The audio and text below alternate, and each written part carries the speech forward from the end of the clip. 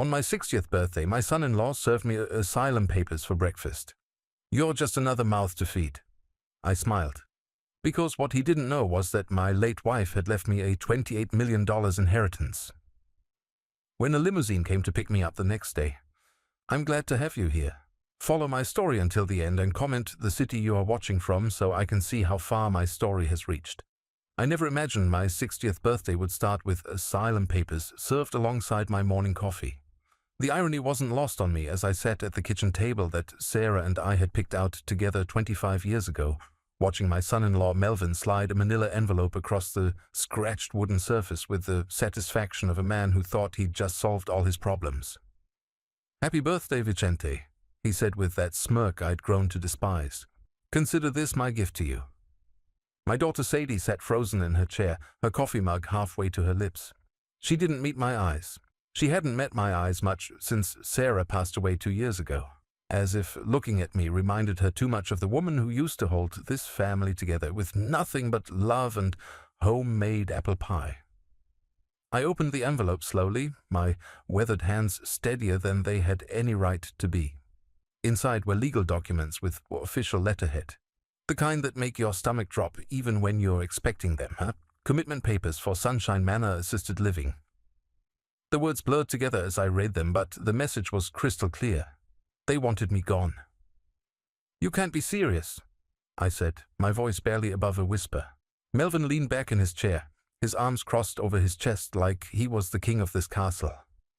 "Dead serious, old man. You're just another mouth to feed in this house, and frankly, we can't afford it anymore." The sting of those words hit me harder than I expected. Another mouth to feed. As if the 30 years I'd spent working double shifts at the factory meant nothing. As if the savings I'd contributed to this household after Sarah's funeral were invisible. As if I was nothing more than a burden they'd been carrying out of obligation. "Dad worked his whole life," Sadie finally spoke, but her voice was weak, uncertain. "He deserves better than this." Melvin shot her a look that could freeze water. "Your father had his time. Now it's our time.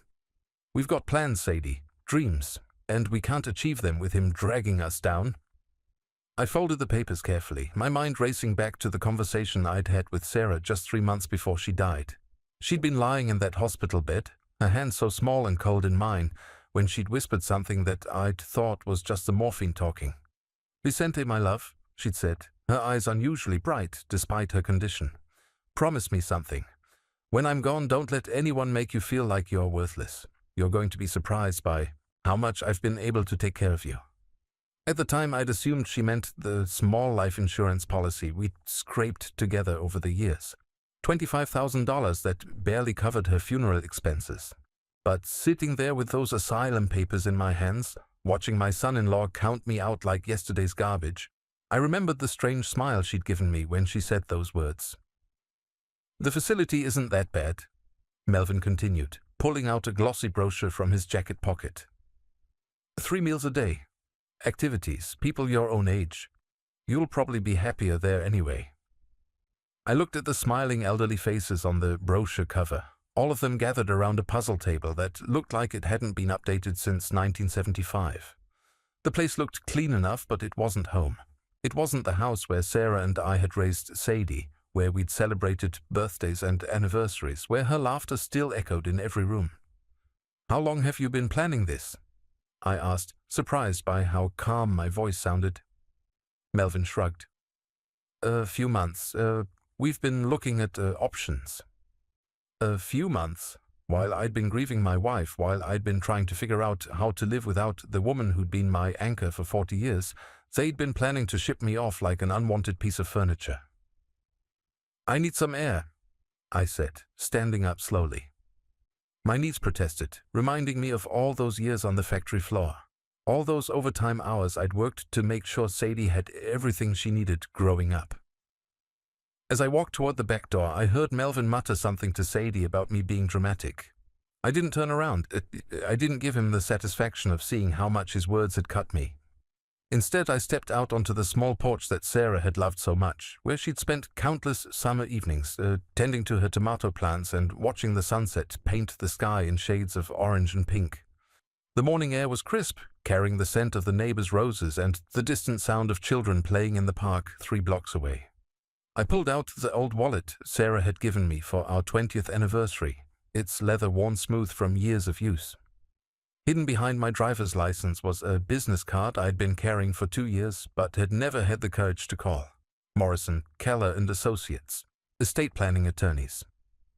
Sarah had pressed this card into my hand the day before she went into the hospital for the last time. "When you're ready," she'd said, "call them. They'll explain everything."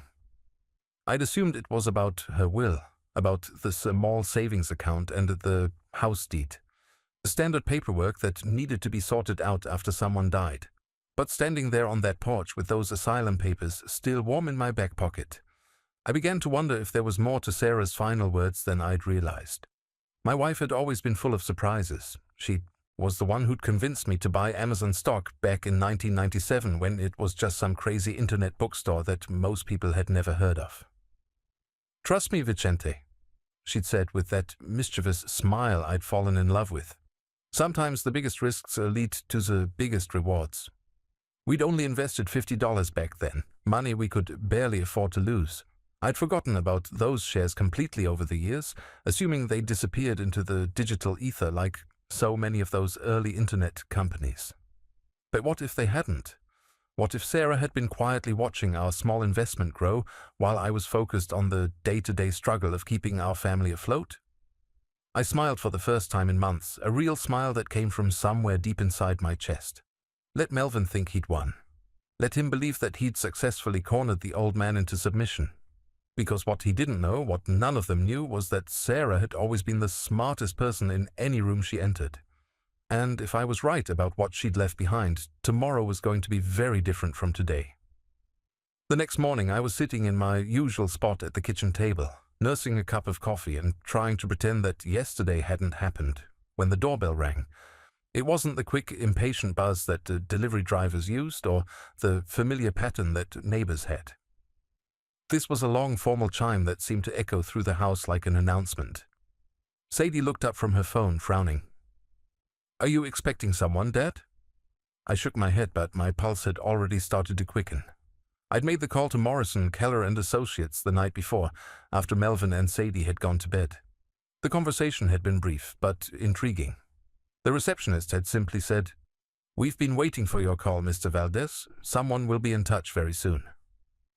Melvin appeared in the doorway, his hair still messy from sleep, wearing the same ratty bathrobe he'd had since college. "Who the hell is ringing our doorbell at 8 in the morning?" The bell rang again, and this time I stood up. "I'll get it." "No, I'll get it," Melvin said, pushing past me with the territorial aggression of a man who thought he owned everything in this house. "It's probably some salesman." I followed him to the front door, Sadie trailing behind us with curious concern written across her face. When Melvin pulled open the door, we all stood there in stunned silence. A man in a crisp black suit stood on our porch, his posture so perfect it looked military. Behind him, parked in our narrow driveway, was a sleek black limousine that seemed to stretch half the length of our block. The morning sun reflected off its polished surface like it was made of liquid obsidian.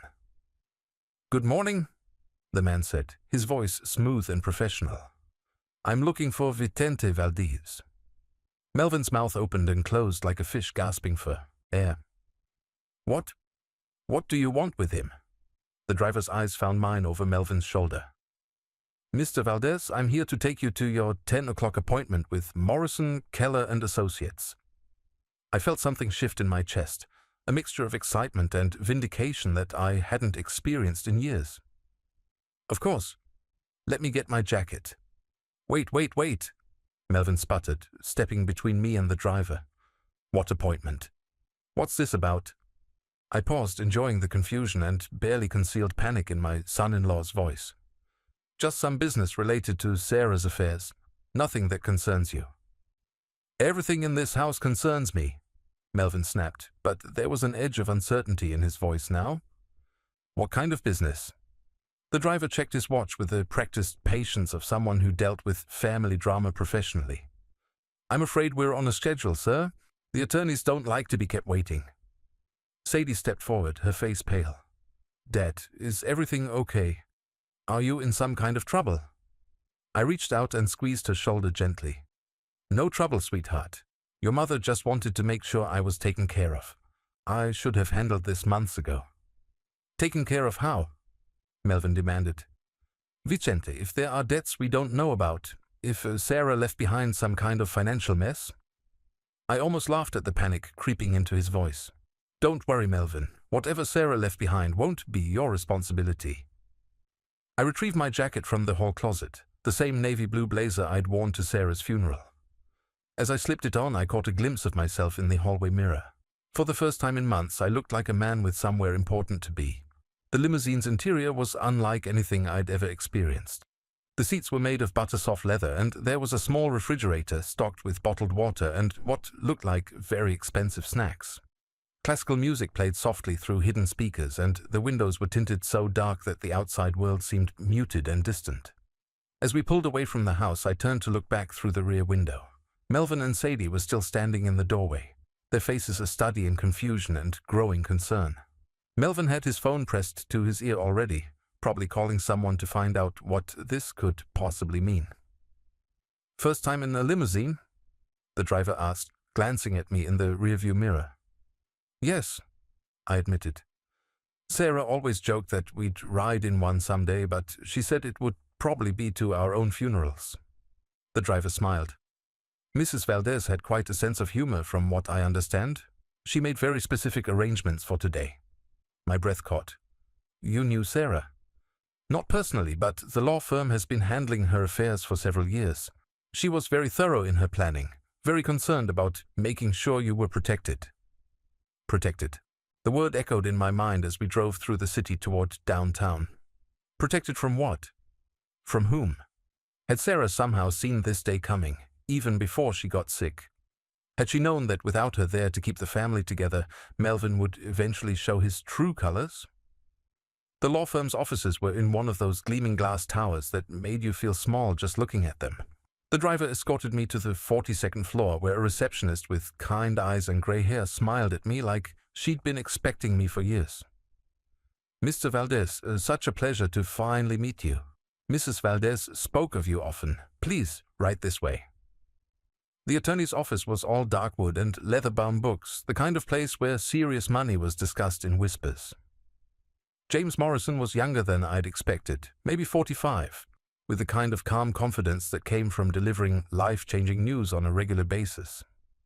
Vicente, he said, standing to shake my hand. Please sit down. I know this must all seem very mysterious. I settled into the chair across from his massive desk. Sarah always did like her surprises. Morrison smiled. Indeed she did.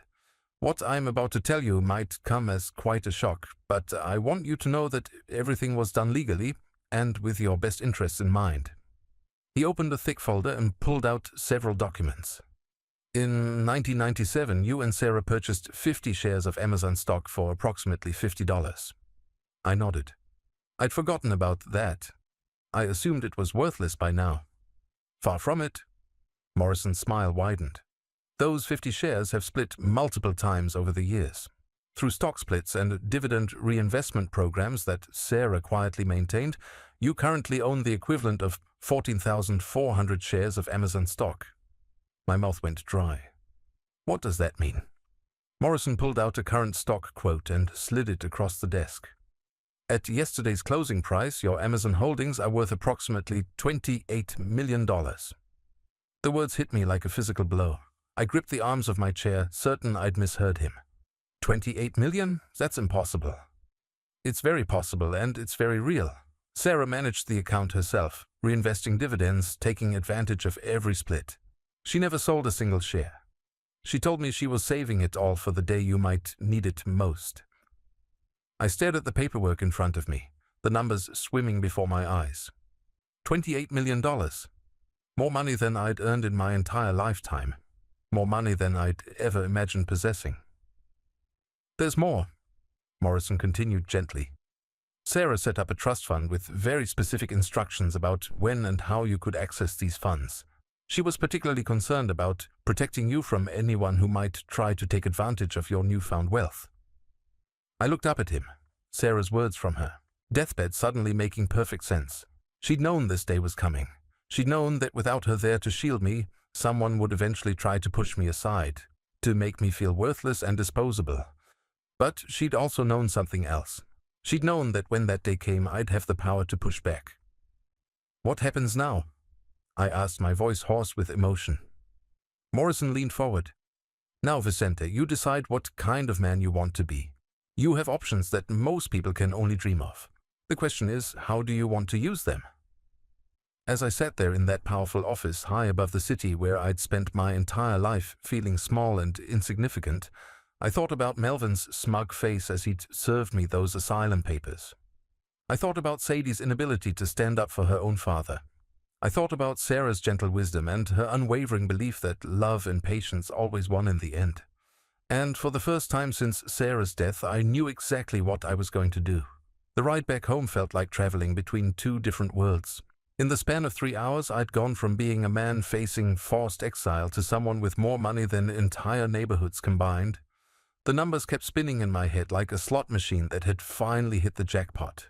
$28 million. The phrase felt foreign in my mouth, like speaking a language I'd never learned. As the limousine pulled into our driveway, I could see the curtains twitching in the front window.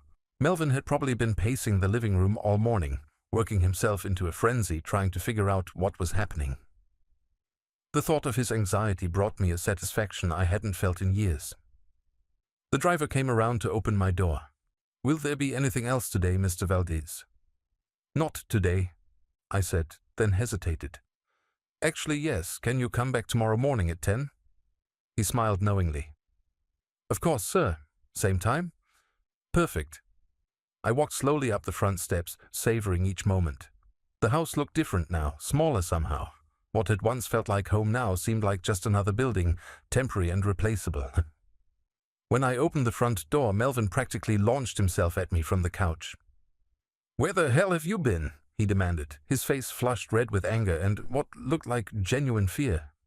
What was all that about? Who were those people? Sadie appeared behind him, wringing her hands nervously.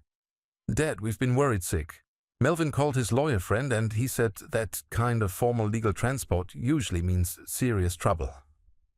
I hung my jacket carefully in the hall closet, taking my time. "No trouble at all. Just some paperwork Sarah wanted me to take care of." "What kind of paperwork?" Melvin stepped closer, invading my personal space the way bullies do when they're trying to intimidate someone.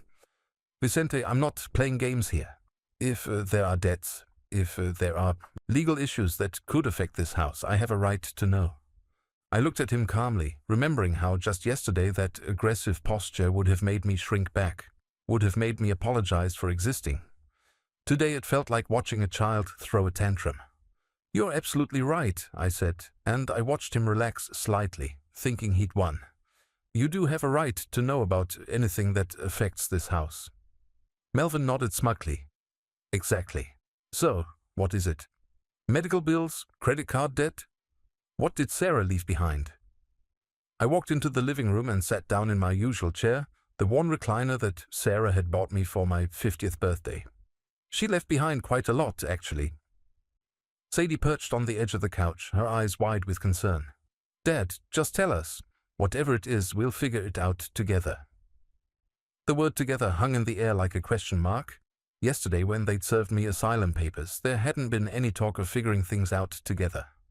Yesterday, I'd been just another mouth to feed, a burden to be shuffled off to some facility where I could slowly disappear from their lives. "Do you remember?" I said slowly. "Back in 1997, when Sarah convinced us to buy some stock in that internet company." "Amazon?" Melvin snorted. "That stupid bookstore thing. Yeah, I remember. You wasted $50 on some get-rich-quick scheme that Sarah read about in a magazine. What about it?" "I was wondering whatever happened to those shares." "They're probably worthless," Melvin said dismissively. "Most of those .com companies went bust years ago. If you're thinking you can cash them in to pay for the nursing home, you're dreaming." I nodded thoughtfully. "You're probably right. $50 doesn't seem like much, does it?" "It was a waste of money then, and it's probably worth even less now," Melvin said with the confidence of someone who'd never bothered to check his assumptions. I pulled out the folder that Morrison had given me, thick with legal documents and stock certificates. Well, let me read you exactly what happened to that $50. Melvin's expression changed as he saw the official letterhead on the papers. Sadie leaned forward, her face pale. Those 50 shares that we bought in 1997, I began, reading from the document Morrison had prepared for me, split 3 times between 1998 and 2005. Each split doubled our holdings. What does that mean? Sadie asked quietly. It means our 50 shares became 400 shares. Then Sarah enrolled them in something called a dividend reinvestment program, which used the quarterly dividend payments to automatically purchase more stock. Melvin was staring at the papers in my hands like they might explode. How many shares do we have now? I looked down at the document, even though I'd already memorized every number. 14,400 shares. The silence in the room was absolute. I could hear the old refrigerator humming in the kitchen, the sound of children playing in the street outside, the tick of the clock on the mantelpiece that had belonged to Sarah's grandmother. And what's each share worth? Sadie whispered. I did the math out loud, slowly and clearly. As of yesterday's market close, approximately $1,944 per share. Melvin's face went white. I watched him try to do the calculation in his head, watched the exact moment when the reality hit him like a physical blow. That's, he started, then stopped, his mouth working soundlessly. $28,013,600, I finished for him. Give or take a few thousand, depending on how the market opens tomorrow. Sadie made a small choking sound. Melvin sat down heavily on the couch, all the color drained from his face. That's impossible, he said weakly. You're making this up. I handed him the official documents from Morrison, Keller & Associates. Sarah managed the account herself for over 20 years. She never sold a single share. She just kept reinvesting, letting it grow, waiting for the right moment. The right moment for what? Sadie asked, her voice barely audible. I looked at my daughter, this woman who'd stood by silently while her husband served me asylum papers on my 60th birthday. For the day when someone might try to convince me that I was worthless, that I was just another mouth to feed. Melvin was frantically reading through the papers, his hands shaking. This can't be legal. There has to be some mistake. People like us don't just become millionaires overnight. We didn't become millionaires overnight. I corrected him gently. We became millionaires over the course of 26 years, one dividend payment at a time. Sarah just never mentioned it because she was waiting for the right moment to tell me. I stood up, feeling stronger than I had in months. She left me a letter, you know. Morrison gave it to me along with all the financial documents. I pulled Sarah's letter from my jacket pocket. Her handwriting was shaky near the end, when the medications had made it hard for her to hold a pen, but her words were clear and purposeful. My dearest Vicente, I read aloud. If you're reading this letter, it means someone has made you feel like you don't matter anymore. It means someone has forgotten that you worked double shifts for 30 years to provide for this family. It means someone has forgotten that you deserve respect and dignity in your golden years. Melvin was staring at me with an expression I'd never seen before. Fire mixed with something that might have been respect. I saved this money not because I didn't trust you to take care of yourself, I continued reading, but because I wanted to make sure that no one could ever make you feel powerless again.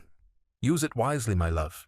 Use it to build the life you've always deserved. I folded the letter carefully and put it back in my pocket. When I looked up, Sadie was crying silently, tears streaming down her face. Dad, she whispered, I'm so sorry. I should have stood up to him yesterday. I should have protected you. Melvin was still reading through the legal documents, his face growing paler with each page. These papers, they make you the sole owner of all these assets. That's correct. And the trust that's mentioned here, it gives you complete control over how the money is used. Also correct. He looked up at me, and for the first time since I'd known him, there was no arrogance in his expression, no smugness, and no condescension, just fear. What are you going to do? He asked. I walked to the window and looked out at the street where Sarah and I had walked hand in hand for 25 years, where we'd watched Sadie learn to ride a bicycle, where we'd dreamed about growing old together in the house we'd saved every penny to buy. I'm going to do exactly what Sarah would have wanted me to do, I said without turning around. I'm going to take care of my family. But as I spoke those words, I was thinking about something else Morrison had mentioned during our meeting. Something about tax implications and investment strategies. Something about how $28 million, properly managed, could become $35 or $40 million within a few years. And something about how property ownership worked in this state, especially when it came to houses that were purchased with money from joint bank accounts. Tomorrow, I decided, was going to be very interesting indeed. The atmosphere in the house changed overnight, like the air pressure before a storm. I could feel it the moment I walked downstairs for breakfast the next morning. Melvin was already at the kitchen table, fully dressed despite the early hour, nursing what looked like his third cup of coffee. His eyes were bloodshot, and there were papers scattered in front of him like he'd been researching all night. "Morning," I said pleasantly, reaching for the coffee pot.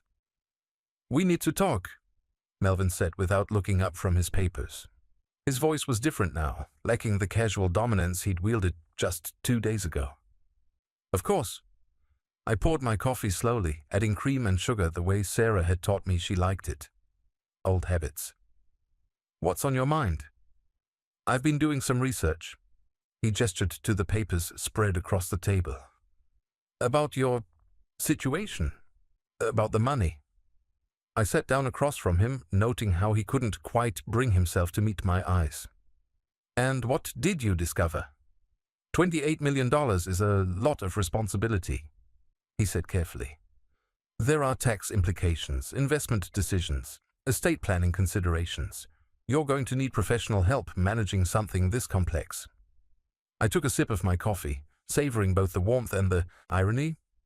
2 days ago, this man had considered me too incompetent to live independently. Now he was concerned about my ability to handle complex financial decisions. "You're absolutely right," I agreed. "It's a good thing Sarah already thought of that." Melvin looked up sharply. "What do you mean?" "The trust she established comes with a complete financial management team. Accountants, investment advisors, tax specialists. Everything's already arranged." I pulled out my phone and showed him the contact information Morrison had given me. They've been managing accounts like this for decades. I watched something die behind Melvin's eyes. Whatever plan he'd been formulating during his sleepless night had just crumbled. "Of course," he said weakly. "Sarah always was thorough." Sadie appeared in the doorway, still in her robe, looking like she hadn't slept much either. "Morning, Dad. How are you feeling?" "Like a new man," I said honestly. In fact, I was thinking of making some changes around here. Both of them tensed. Melvin's grip tightened on his coffee mug. "What kind of changes?" Sadie asked cautiously. I stood up and walked to the kitchen window, looking out at the small backyard where Sarah had spent so many hours gardening. "Well, for starters, I think this house could use some improvements.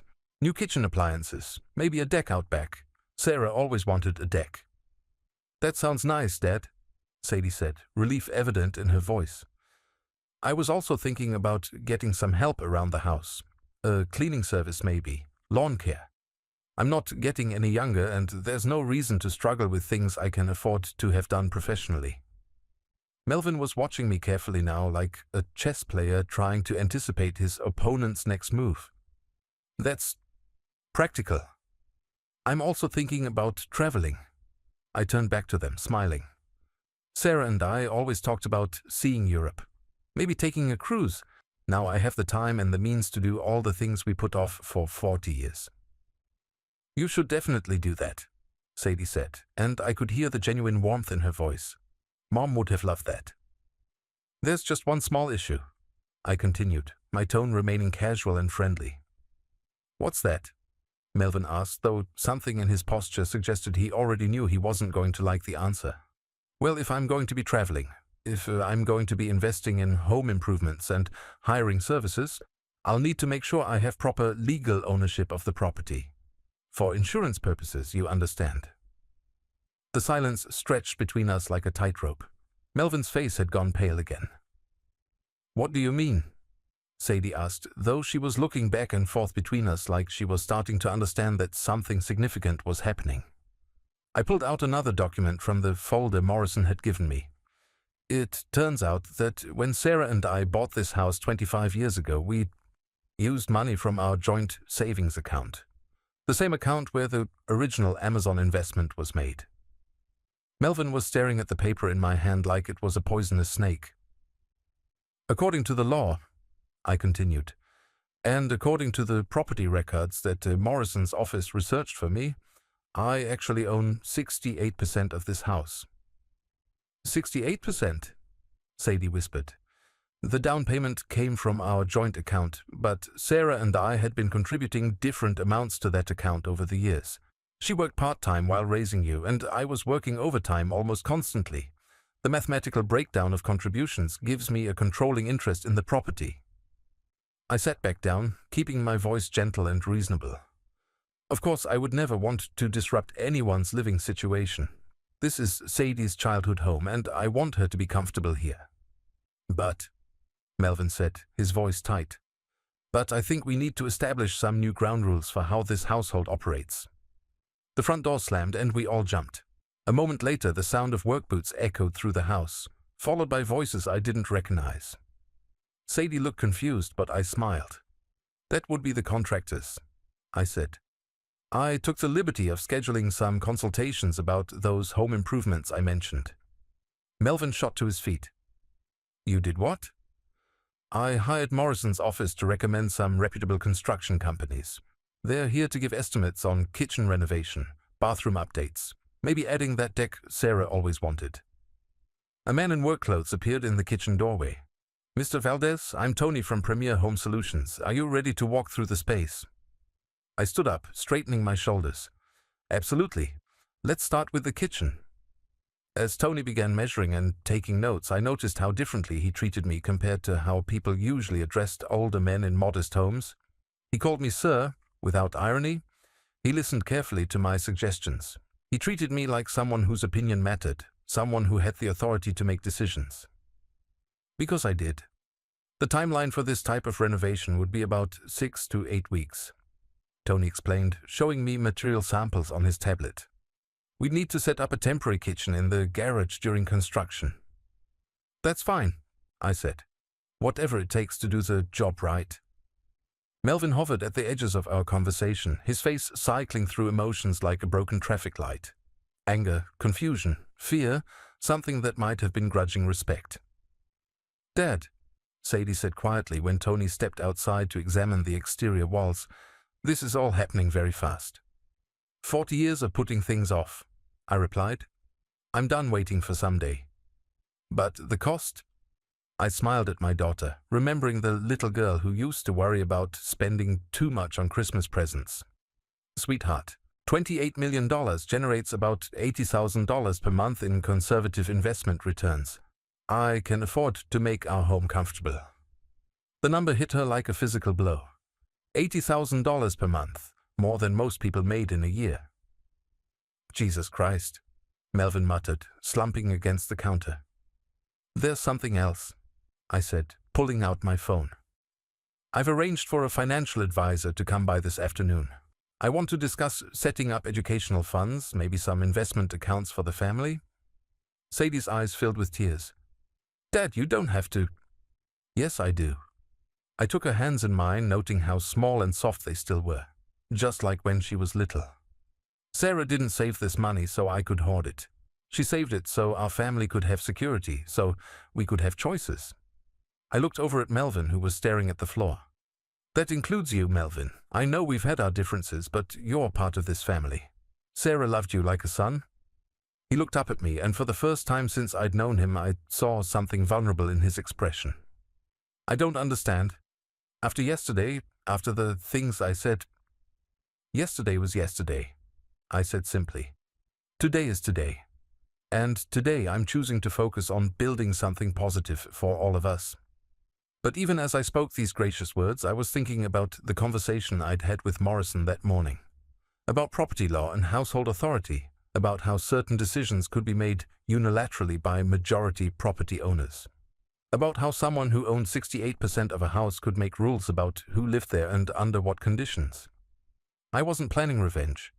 I was planning something far more elegant than that. I was planning justice.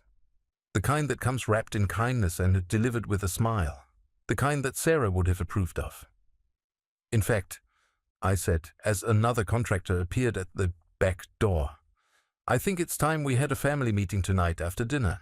There are some things we need to discuss about how this household is going to operate going forward. Melvin went very still.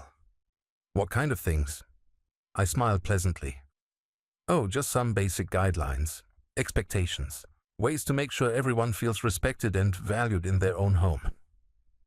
The words hung in the air like a promise and a threat, all wrapped into one. The family meeting I'd promised took place in our living room at 8 o'clock that evening, but the atmosphere had already shifted dramatically since morning. Word travels fast in our neighborhood, and by afternoon, 3 different neighbors had called to ask about the parade of contractors, financial advisors, and what Mrs. Henderson from next door described as very important-looking men in expensive suits. I'd spent the day watching Melvin cycle through what looked like the stages of grief. Denial had lasted until about noon when the second contractor arrived to measure for new windows. Anger had surfaced during lunch when he'd snapped at Sadie for suggesting that maybe they should start treating me with more respect. Bargaining had begun around 3 o'clock when he'd started making casual suggestions about how we should manage our newfound wealth. Now, as we sat in the living room that Sarah had decorated with such care, I could see that he'd reached some form of acceptance. But it wasn't the peaceful kind. It was a desperate acceptance of a gambler who'd just realized he'd bet everything on the wrong horse. Before we begin, I said, settling into my chair with a folder full of documents, I want to thank you both for your patience today. I know this has been overwhelming. Sadie nodded, curled up on one end of the couch in her favorite sweater. Dad, I'm still trying to wrap my head around all of this. Yesterday we were worried about nursing home costs, and now we have choices. I finished gently. More choices than most people dream of. Melvin was sitting rigidly upright, his hands clasped in his lap like a student waiting to be disciplined. Vicente, I want you to know that I've been thinking about yesterday. About the things I said. I was under a lot of pressure and I didn't handle it well. I studied his face carefully. The apology sounded rehearsed, like something he'd been practicing in front of the bathroom mirror. What kind of pressure, Melvin? He glanced at Sadie, then back at me. Financial pressure. The kind that makes you say things you don't mean. I see. I opened my folder and pulled out a document that had arrived by messenger just before dinner.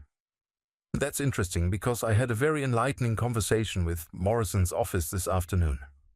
Both of them tensed. It seems that when you're dealing with this level of wealth, financial institutions become very cooperative very quickly. They're happy to share information about property liens, outstanding debts, that sort of thing. Melvin's face had gone pale again. What kind of information? I put on my reading glasses, a gesture that I knew made me look more serious. Well, for instance, I learned that this house has a second mortgage on it that I was never told about.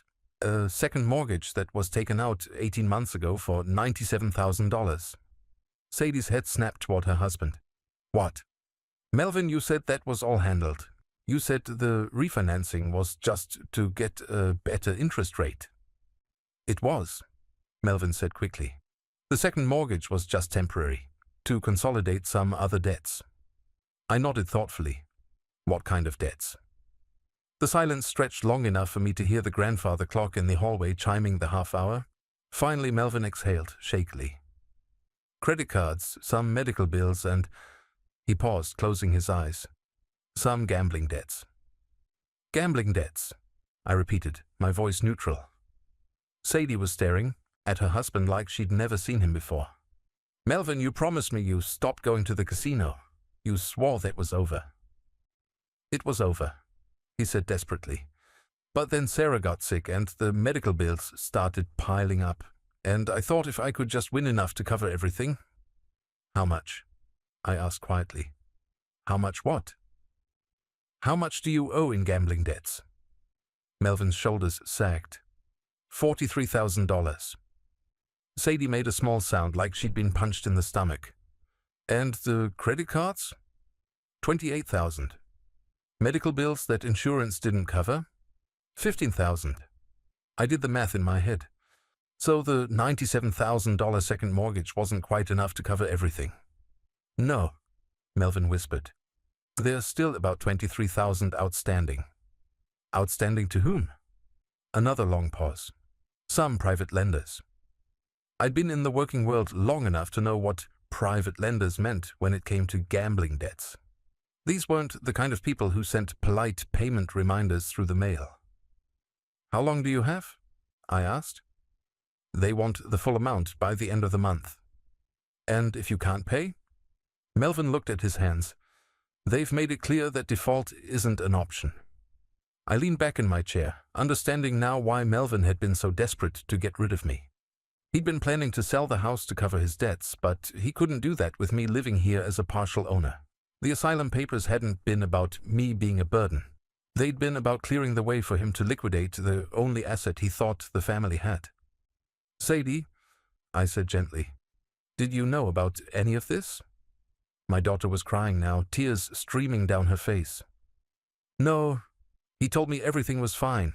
He said the refinancing was just paperwork, that it would save us money in the long run. I reached into my folder and pulled out another document. Well, I have some good news and some bad news. Melvin looked up hopefully. Good news? The good news is that I can solve this problem very easily. $23,000 is pocket change when you're working with 28 million. Relief flooded Melvin's face. Vicente, I don't know what to say. I'll pay you back, I swear, with interest, whatever you want. The bad news, I continued, ignoring his gratitude, is that solving this problem requires some significant changes in how this household operates. What kind of changes? Sadie asked, wiping her eyes. I pulled out the final document from my folder. Morrison's office drew up what they call a family financial security agreement. It's designed to protect everyone's interests while ensuring that past mistakes don't get repeated. Melvin was reading over my shoulder, his face growing more confused with each paragraph. I don't understand most of this legal language. It's quite simple, actually. I pointed to the key sections. I pay off all your outstanding debts immediately. The $23,000 to the private lenders plus the second mortgage on the house. That's incredibly generous, Sadie said. Dad, we can't ask you to... You're not asking. I'm offering. But there are conditions. Melvin straightened up. What conditions? First, you enter a residential gambling addiction program. 3 months minimum. Non-negotiable. 3 months? Melvin protested. I can't be away from work for 3 months. You won't have to worry about work, I said calmly, because the second condition is that when you complete the program, you will have a new job. What do you mean? I smiled. I'm buying the auto repair shop where you work. The owner is looking to retire and Morrison's office has already made him an offer he can't refuse. Melvin's mouth fell open. You're buying Hendrick's garage? I'm buying it, renovating it, and turning it into the kind of full-service automotive center this town has never seen. Electric vehicle charging stations, state-of-the-art diagnostic equipment, a customer lounge that doesn't smell like motor oil and despair. I stood up and walked to the window, looking out at the street where I'd lived my entire adult life. You're a good mechanic, Melvin. You always have been. But you're a terrible businessman and an even worse gambler. So I'm going to give you a chance to be what you're actually good at, without the temptation of thinking you can get rich quick. And if I refuse? I turned back to him. Then you can explain to those private lenders that you've chosen to default on your debt rather than accept help from your family. The threat hung in the air like smoke. Melvin looked at Sadie, then back at me. What about Sadie? He asked.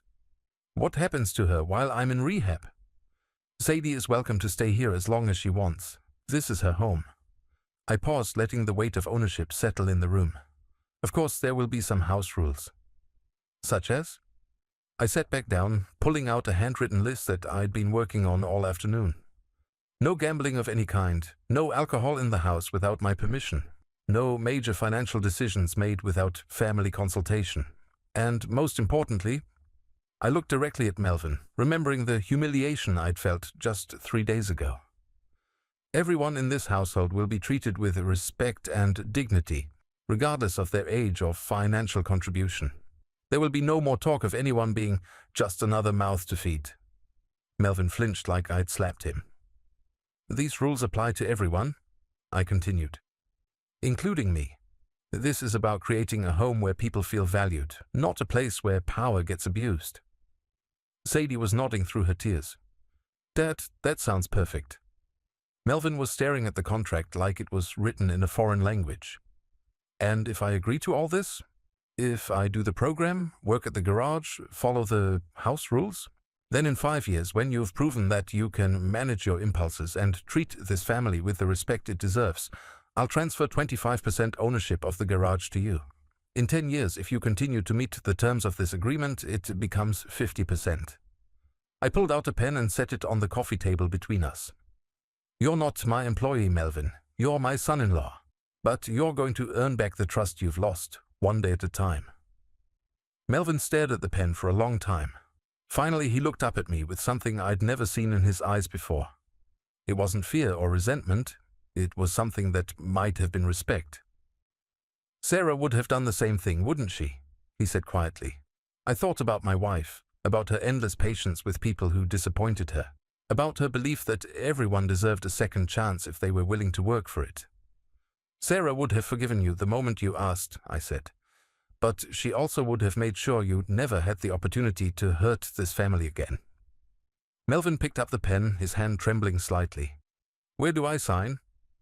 6 months later, I stood in the kitchen of our renovated home, watching the morning sun stream through windows that actually let in light, instead of just highlighting the dust. The transformation was remarkable, but it was nothing compared to the transformation in our family. The contractors had finished their work 3 weeks ago, and the house Sarah and I had bought as young newlyweds now felt like the home we'd always dreamed it could be. The kitchen gleamed with new appliances and granite countertops. The deck Sarah had always wanted stretched across the entire back of the house, complete with a pergola where morning glories were just beginning to climb. But the most important changes weren't visible in the architecture. Sadie appeared in the doorway, dressed for work but carrying a cup of coffee that she made using the espresso machine I'd insisted on installing. She looked different now, lighter somehow, like she'd been carrying invisible weights that had finally been lifted. Morning, Dad. Sleep well. Better than I have in years, I said honestly. What time does your shift start? Not until 10. I'm picking up Melvin from the center first. Today was the day. After 93 days in residential treatment, Melvin was coming home.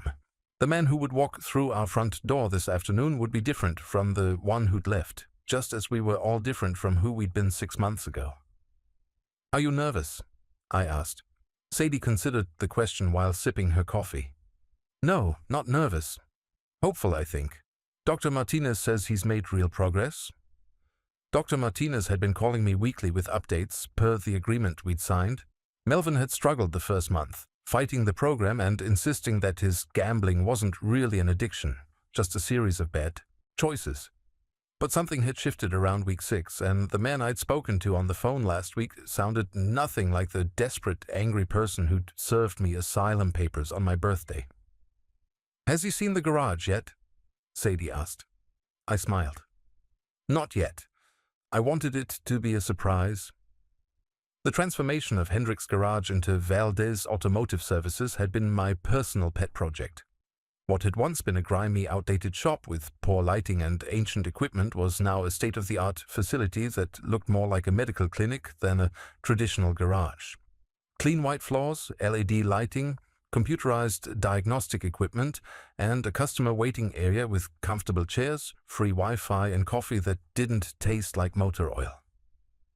The grand reopening was scheduled for next Monday, and we'd already booked solid for the first 3 weeks. Word had spread through town about the shop's transformation, and people were driving in from neighboring counties to see what we'd built.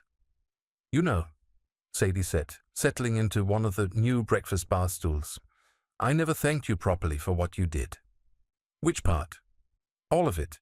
Saving us from those creditors, giving Melvin a second chance, not making me choose between my husband and my father.